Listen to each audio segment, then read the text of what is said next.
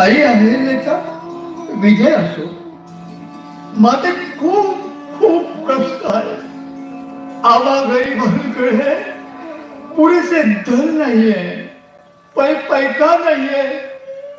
मुलीचे लग्न जमवणे कठीण झाले आहे माते. मुलीचे लग्न जमवणे कठीण झाले. हुंडा तरी कुणी लग्नास तयार नाही. दारोदारी पदरी निराशाच पडते.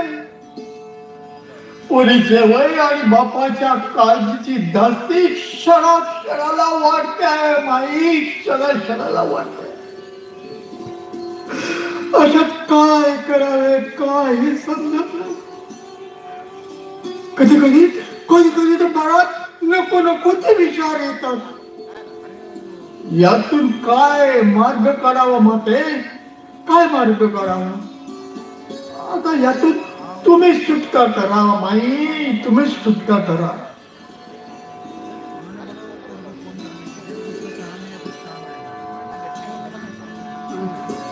लेखनी, आजपासून एक नवा आदेश प्रांतामध्ये लागू झाला पाहिजे. आजपासून कुठल्याही जाती जमातीमध्ये जो कोणी लग्नासाठी मुलीच्या पित्याकडून पालकांकडून हुंडा घेईल तो दोषी असेल. हा गुन्हा मानला जाईल.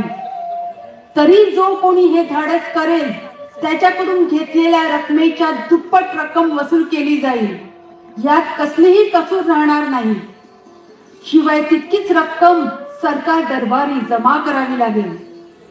यापेक्षाही अधिक रकमेचा दंड करण्याचा अधिकार सरकारला आहे.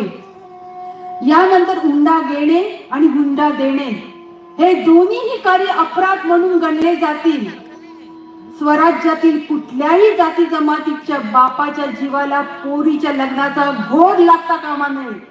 आजपासून या आदेशाची अंमलबजावणी होईल हा आमचा शब्द आहे.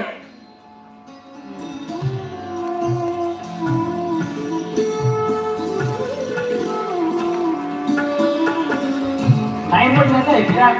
त्यांना नाही भेटते ना, तुम्हाला जावं नाही, मला आज जाऊ द्या. मला माता अहिल्यादेवीला भेटायचंच आहे.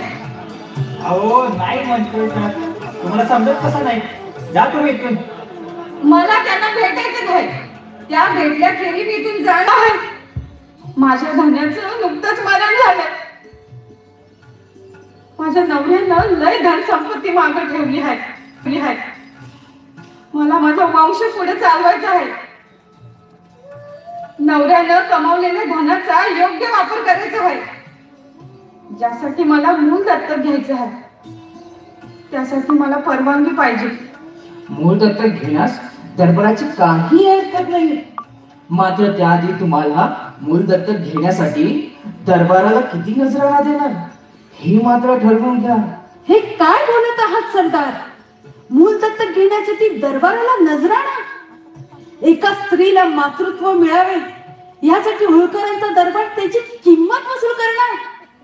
कदापि शक्य नाही. तिच्याकडे असलेले धन तिच्या पतीचे त्याने स्वकष्टाने कमवलेले आहे, जे आता तिची संपत्ती आणि मालकीची आहे.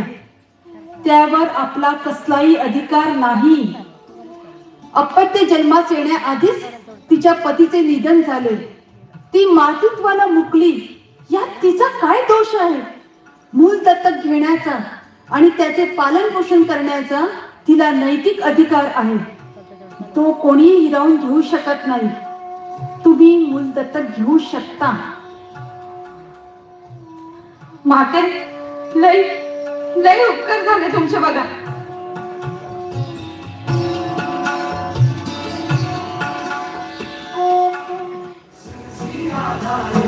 गुरु